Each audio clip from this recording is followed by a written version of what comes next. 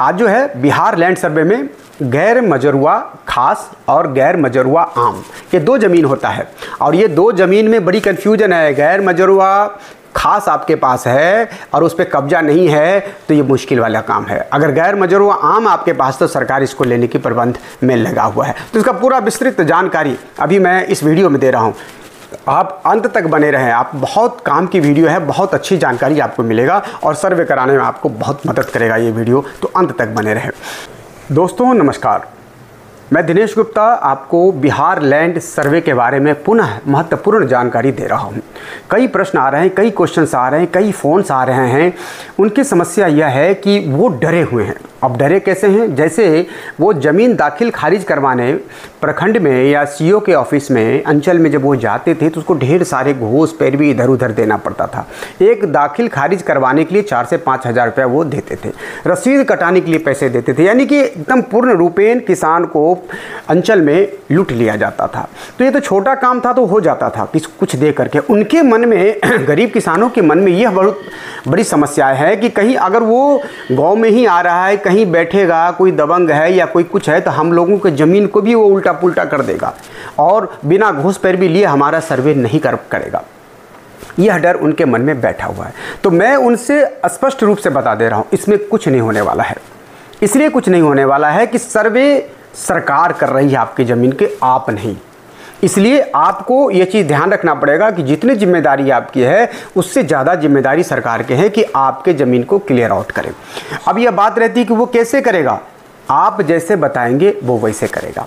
Reason क्या है कि आप जो फॉर्म भर के देंगे, एक तो वंशावली बना के देंगे, दूसरा महत्वपूर्ण है जो प्रपत्र 2 में जो है, जो स्व घोषणा पत्र है, वो सबसे महत्वपूर्ण है। वो महत्वपूर्ण इसलिए है कि उसमें 7-8 कॉलम दिया है, 7-8 खेसरा खाता का नंबर दिया हुआ है। उसमें आपके पास जितना खातरा खेसरा का ज़मीन है वो सब बारी बारी उसमें लिखिए और लिखने के बाद उसके कागजात को बारी बारी तैयार कर लीजिए, एक एक तैयार कर लीजिए और उस एक फॉर्म के नीचे जितने खाता खेसरा वाला पेपर है उसमें अटैच करके रखिए। फिर दूसरा, अगर आपके पास ज़्यादा एक ही में हो जाता है तो बहुत बढ़िया, 1-2 से ज़्यादा हो जाता है तो उसके अंदर वो अटैच करते रहिए। और सबसे महत्वपूर्ण बात, आपको वो कोई पैसा कौड़ी इधर उधर की जरा सा भी कोई भनक लगे या कोई दलाल बीच में पड़ के आपको ये कहने लगे तो आप बेधड़क हमें आप फ़ोन करें, बताएं और आपका ऊपर कंप्लेन करें। इस तरह की कोई दलाली इसमें कुछ भी नहीं है। अगर उनको आपने जो पेपर दिया, मतलब क्या है, आप जो फॉर्म भर के दिए है ना, तो उसको कहे कि भाई ये मेरा ज़मीन है, इस पर आप सर्वे कर दो, फिर वो आएगा, आपको फ़ोन करेगा, सूचना करेगा, वो आपके पास आएगा और आप उनको प्लॉट पे ले जाओ।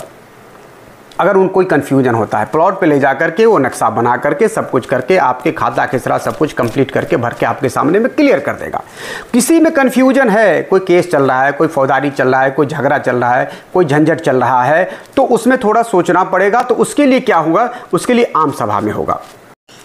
जिस ज़मीन में आपको लगता है थोड़ा बहुत झगड़ा झंझट है, इस तरह की बातें हैं, कोई कोर्ट में केस गया है, आज एक फ़ोन आया, उस फ़ोन में ये था कि हमारा ज़मीन है, क्या रसीद हम कटा रहे हैं, सब कुछ कटा रहे हैं, किसी ने उसको कब्जा कर रखा है। हमारा पटना में कोर्ट में केस है और वो केस पटना हाई कोर्ट क्या कर रहे हैं, लोअर कोर्ट को ट्रांसफ़र कर रहे हैं, लोअर कोर्ट उस पर मतलब संज्ञान ही नहीं ले रहा है।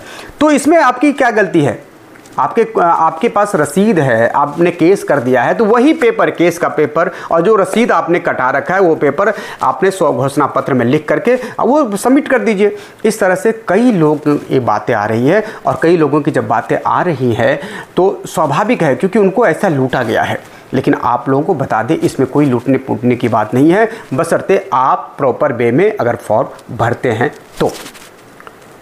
सबसे बड़ी बात एक और चीज़ बता दे रहा हूँ, कोशिश आप यह करें कि ऑनलाइन खुद करवाएं।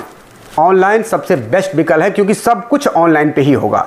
आप जो फॉर्म भर करके जो कैंप लगेगा वहाँ जाके जमा करेंगे या अनुमंडल में जाके जमा करेंगे या प्रखंड में, जहाँ भी कैंप लगा या अंचल में जमा करेंगे, तो वहाँ भी सारे आपके फॉर्म को लेकर के वहाँ लड़के नियुक्त है, वो ऑनलाइन ही करेगा। अब ये सोचिए कि अगर वो ऑनलाइन कर रहा है और अपने मन से अगर आपके लिखने में कुछ गड़बड़ हुआ, 487 के बदले वो 481 लिख दिया, 488 के बदले 480 लिख दिया, तो क्या हो, गड़बड़ा जाएगा मामला। तो इसलिए बेटर ये है कि आप कंप्यूटर के पास बैठें या अपने मोबाइल से भी हो जाएगा, या साइबर कैफ़े में जाए बैठें और अपने सामने एक एक स्व घोषणा पत्र को देख करके जो आपने भरा है उसमें एंट्री करवाएं और फिर उसको अपलोड करवाएं, ताकि कल को आपके पास जो प्रूफ है आपके सामने भरा गया है तो कोई कन्फ्यूजन ना रहे। तो बेटर यही है कि आप ऑनलाइन ज़रूर करें अपने सामने, या तो वहाँ पर रख अपने सामने ऑनलाइन करें या खुद ऑनलाइन करें। यह बहुत महत्वपूर्ण है आपके सर्वे में, इसलिए घबराने की कोई ज़रूरत नहीं है, बिल्कुल भी ज़रूरत नहीं है घबराने की कि ऐसा कोई घूस पेंच इधर उधर करें। आप सीधे मुझे फ़ोन करें और हम आपको मदद करेंगे। भूमि पर केस या किसी ने कर लिया है कब्जा तो क्या करें, पूरे सब कुछ इसमें आप जान लीजिए। बिहार में 20 अगस्त से भूमि सर्वे का कार्य शुरू हुआ है, जिसे 45,000 से अधिक गांव में क्रियान्वित किया जाएगा। इसका मकसद भूमि विवादों को खत्म करना और सही मालिकों को जमीन सौंपना है। सरकार के बस यही मतलब है कि भूमि सही मालिक को उनके ज़मीन को सौंप देना। गैर मजरूआ खास ज़मीन पर कब्जाधारियों को कोई परेशानी कतई नहीं होगी, उनकी ज़मीन उन्हीं की रहेगी। जैसे गैर मजरूआ खास है और उस पर मेरा कब्जा है, हमारा कब्जा है, तो ये ज़मीन हमारा ही रहेगा, किसी का नहीं जाएगा। जैसे लोगों में डर है, कई बार फ़ोन कर रहा है, ऐसा बिल्कुल डरे मत, आपके पास ही आपकी ज़मीन रहेगी। बिहार में विगत 20 अगस्त से ज़मीन सर्वे शुरू हो गया है। यह सर्वे पूरे प्रदेश के 45,000 से ज़्यादा गांव में होगा। जैसे मैंने अभी आपको बताया, सरकार ने, नीतीश सरकार का उद्देश्य है कि इस सर्वे की ज़मीन से जुड़े सभी विवाद को पूर्णतः ख़त्म कर दें और हर किसी को अपनी सही ज़मीन का मालिकाना हक मिले, ऐसा व्यवस्था कर दें।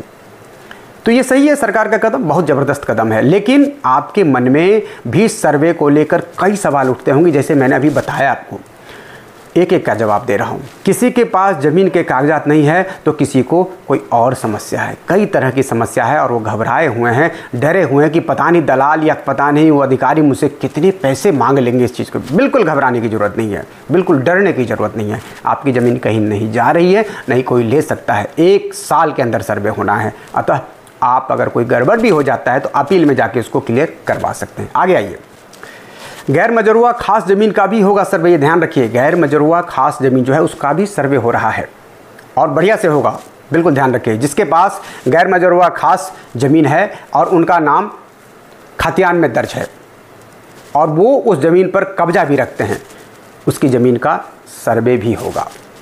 ऐसे लोगों को कोई परेशानी नहीं होगी, उसकी ज़मीन उनकी ही रहेगी। जो ज़मीन 1934, याद ध्यान रखिए, जो ज़मीन 1934 से पहले ज़मींदार से खरीदी गई थी या जो ज़मीन आज भी ज़मींदार के नाम पर है और उस पर कोई कब्जा नहीं है, वह ज़मीन भी ज़मींदार की ही रहेगी। आशा करूँगा आपने समझ लिया होगा। दोबारा सुन लीजिएगा। अब आता है अवैध कब्जे वाले गैर मजरूआ आम ज़मीन को सरकार लेगी वापस। कैसे, देखिए।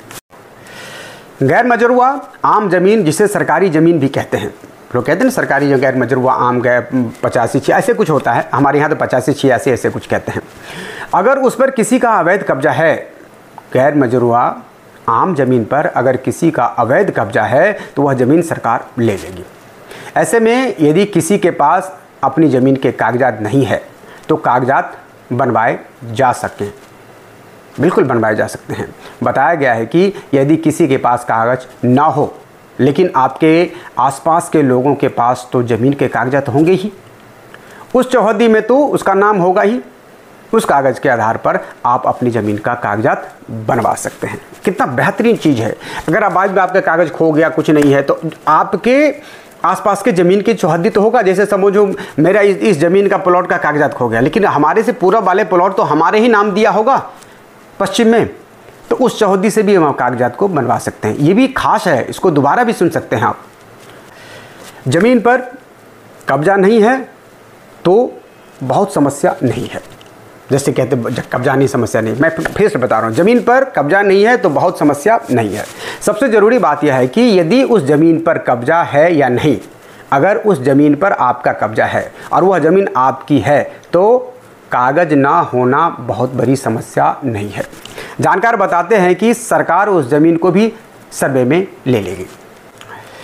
जिसके पास गैर मजरूआ खास ज़मीन है और खतियान में उनका मालिकाना हक है और उस ज़मीन पर उसका कब्जा है, ऐसे ज़मीन मालिकों को कोई परेशानी नहीं होगी, उसकी ज़मीन उन्हीं की रहेगी।